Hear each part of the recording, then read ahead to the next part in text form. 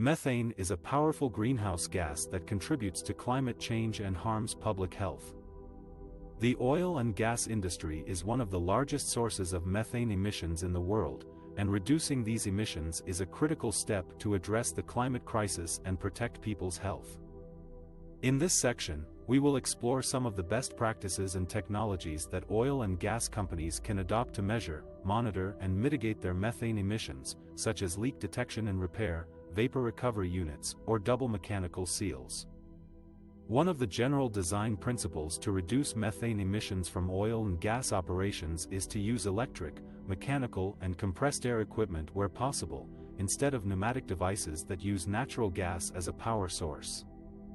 Pneumatic devices are common in oil and gas facilities and can emit large amounts of methane during their normal operation.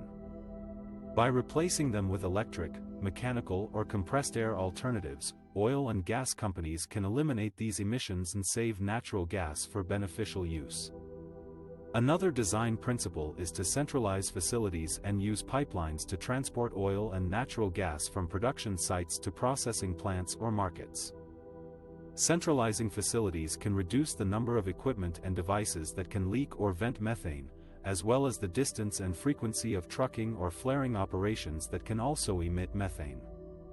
Using pipelines instead of trucks or flares can also reduce methane emissions by avoiding losses during transportation or combustion. A third design principle is to recover methane for beneficial use, such as fuel, power generation, or injection into natural gas pipelines.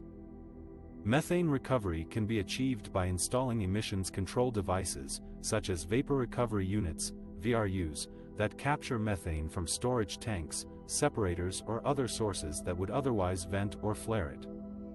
VRUs can reduce methane emissions by up to 95% and provide an additional source of revenue for oil and gas companies. Besides these design principles, oil and gas companies can also implement measures to prevent and reduce methane emissions from fugitive leaks, which are unintended or accidental releases of methane from equipment, pipelines or other components. Fugitive leaks can account for a significant portion of methane emissions from oil and gas operations and can pose safety and environmental risks.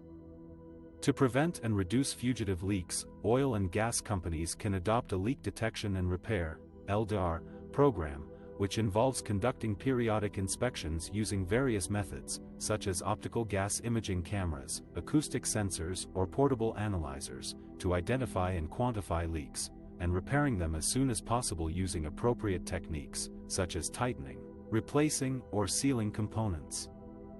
Another technology that can help prevent fugitive leaks is the use of double mechanical seals in centrifugal compressors, which are machines that increase the pressure and flow of natural gas in pipelines or processing plants. Centrifugal compressors typically use wet seals that require a continuous flow of natural gas to lubricate and cool them. This natural gas is then vented to the atmosphere or flared, resulting in methane emissions. Double mechanical seals are a type of dry seal that do not require natural gas for lubrication or cooling. They consist of two sets of sealing rings that create a barrier between the compressor shaft and the casing. By using double mechanical seals instead of wet seals, oil and gas companies can reduce methane emissions by up to 99%. These are some examples of the best practices and technologies that oil and gas companies can adopt to measure, monitor, and mitigate their methane emissions. By implementing these solutions, oil and gas companies can not only reduce their environmental impact and comply with regulations, but also improve their operational efficiency, enhance their reputation, and increase their profitability.